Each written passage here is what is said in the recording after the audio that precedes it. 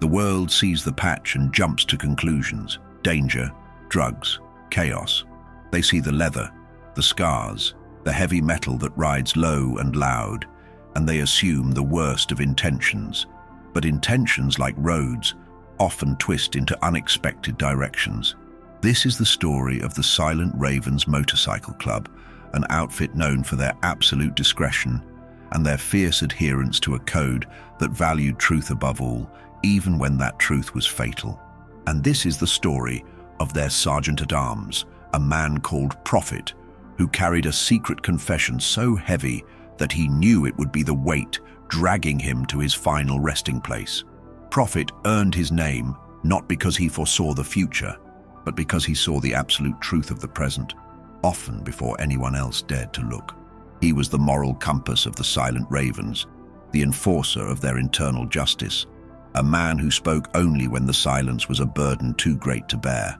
Unlike many clubs focused purely on profit or territory, the Ravens were keepers of local peace, often intervening in disputes that the corrupt county police preferred to ignore.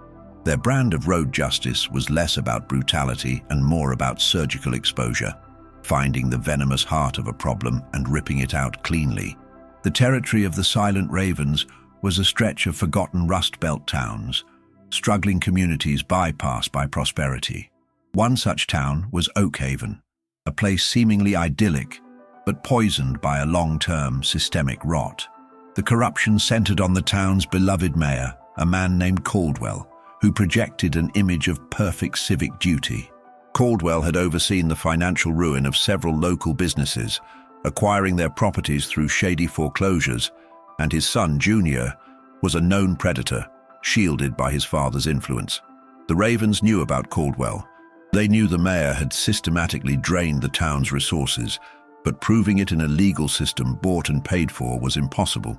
The final straw came with the disappearance of a young woman named Sarah, a high school student who had been preparing to testify against Junior Caldwell in a minor fraud case.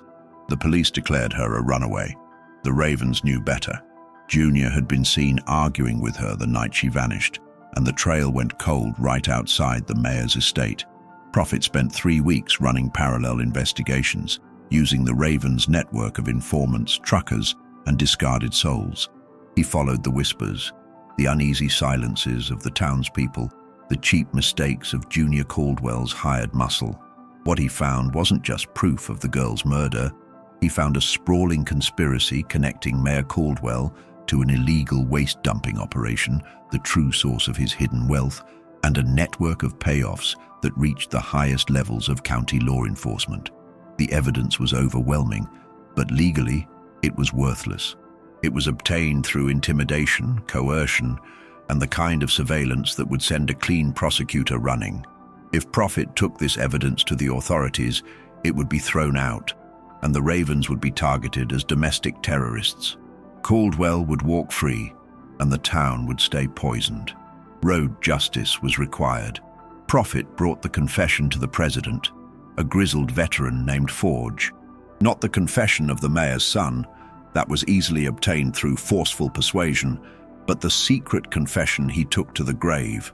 It was the confession of Mayor Caldwell himself, obtained under duress during a brutal, terrifying interrogation, held not in a dirty basement, but in the sterile, high-ceilinged quiet of an abandoned church. The mayor, terrified and broken, confessed to everything: the illegal dumping, the bribes, and critically, arranging the disappearance of Sarah to protect his son. But the true secret, the one Prophet knew he must protect, was the identity of the witness who had helped the Ravens infiltrate the mayor's inner circle, a mole inside the mayor's own administration, a relative of one of the victims, risking everything. If this mole's identity ever surfaced, they were dead. "Forge," Prophet said, his voice unusually strained, handing over a highly encrypted memory stick containing the mayor's confession and the financial ledgers. "This is it. Enough to bury him and dismantle his network.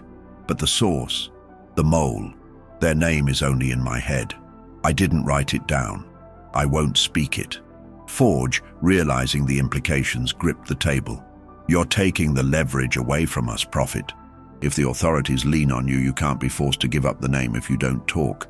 But if the iron dogs are already moving in, Prophet confirmed, his eyes hardening. The dogs were their sworn enemies, a club focused purely on ruthless territorial expansion, and they had been circling Oakhaven, sensing weakness and opportunity. They smelled the mayor's corruption. They want to replace his influence with their own. If they capture me, they'll use truth serum, torture. They'll get the mole's name. We bury Caldwell, we expose the corruption, and we give the mole time to disappear. My silence is the only insurance. Prophet was not just planning to keep silent. He was planning to be the distraction. The Ravens would use the evidence to execute their road justice, a public exposure that would destroy Caldwell's life and career, giving the authorities a scandal too big to ignore. But while the town was distracted, the dogs would strike. Prophet would be waiting for them. "I need to be bait, Forge," Prophet stated simply. "We dropped the full confession and the ledgers on the dark web. Time to hit every news desk at midnight. We let Caldwell know his world is ending. The dogs will come for the man who holds the final secret. I ride out tonight alone, drawing their focus away from the mole and away from the club while you solidify the evidence."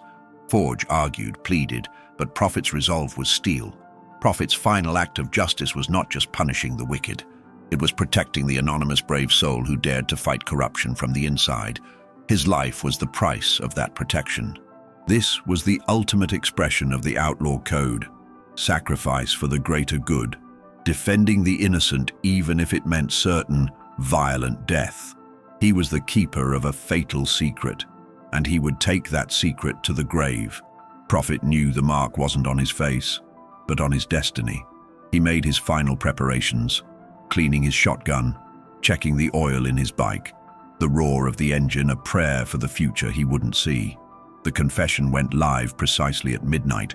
The encrypted files containing Mayor Caldwell's desperate recorded admission of murder and systemic corruption, along with the detailed financial ledgers proving his illegal dumping operation, flooded the servers of investigative journalists and rival political groups.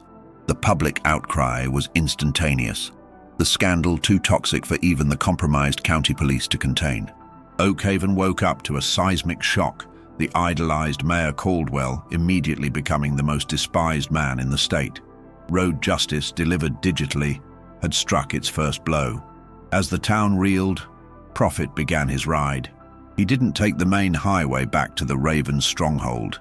Instead, he chose a route designed to be conspicuous and vulnerable, a series of winding, isolated service roads leading towards the abandoned rail yard, a known staging ground for the Iron Dog's MC. Prophet was moving bait, a slow, deliberate target pulling the focus away from the truly important payload. The mole, who was already disappearing into the wind under the cover of the chaos. The Iron Dogs, brutal and opportunistic, were furious. They had planned to move in on Oakhaven while the corruption was merely an open secret, using Caldwell's power vacuum to seize control of the valuable dumping contracts. Now, thanks to the Ravens' intervention, the entire operation was exposed. Caldwell was worthless, and the dogs' only path to salvage was to seize the man who knew the secret confession. They wanted to know who helped the Ravens, so they could eliminate the mole and potentially blackmail the newly installed officials. Their president, a savage known as Stalker, dispatched his best hunting party, 10 heavily armed riders. Prophet knew the dog's tactics. He was not riding to win a skirmish. He was riding to execute a delay. He carried no digital devices, no written notes. The mole's name was locked inside his head, guarded by a will of iron. His bike, a stripped-down beast of a machine, was his only companion. The trap was sprung near the rail yard. 10 bikes emerged from the shadows, flanking Prophet, their headlights blinding, their engines a discordant howl of aggression. Stalker's voice, rough with malice, cut through the night air. "Prophet, you ride alone. Where is Forge? Where are the files? More importantly, where is the rat who squealed?" Prophet killed his engine, letting the silence hang heavy, the ultimate sign of defiance. He dismounted slowly, his hands nowhere near his weapon, projecting an unnerving calm. He looked at Stalker, his eyes holding the absolute truth that defined him. "The confession is out. The mayor is done. The town is clean. You came for a name. You won't get it. Stalker laughed, a raw, ugly sound. We'll get it, Prophet. We'll peel it off you layer by bloody layer. You should have minded your own damn business, Raven. This was a political game, not a moral crusade. Our code demands justice, Prophet replied, his voice a low, steady rumble. You only demand profit. You lose. The fight began not with bullets but with the roar of engines. Prophet's plan was simple. Draw them into the tight confines of the abandoned rail yard, where their numbers would be a liability, and force the confrontation to be a one-on-one duel against all odds. He kicked his bike to life, spinning it sharply and tearing into the maze of rusting boxcars. The dogs gave chase, their formation breaking under Prophet's erratic, focused riding. Prophet used the shadows, the tight spaces, leading them to crash into obstacles and each other. He was a master tactician, using the darkness and the terrain as weapons. Two dogs went down hard, their bikes slamming into a pile of scrap metal. When the numbers were manageable, Prophet stopped. He waited, his shotgun ready. The remaining dogs surrounded him, their anger overriding their tactical sense. Stalker advanced, his weapon drawn. "Enough games, Prophet, give up the name!" Stalker screamed. Prophet raised the shotgun, but he didn't point it at Stalker. He pointed it directly at the ground right beneath his own feet. It was the final, devastating move of his desperate defense. "The confession is safe. The mole is gone," Prophet stated, his eyes meeting Stalker's one last time. "You get nothing." Before Stalker could react, Prophet pulled the trigger. The blast was deafening, tearing through the quiet night. But the shot was aimed low. Prophet dropped instantly, a massive impact to the lower body, a crippling blow that guaranteed he could not be taken alive, tortured, or made to speak.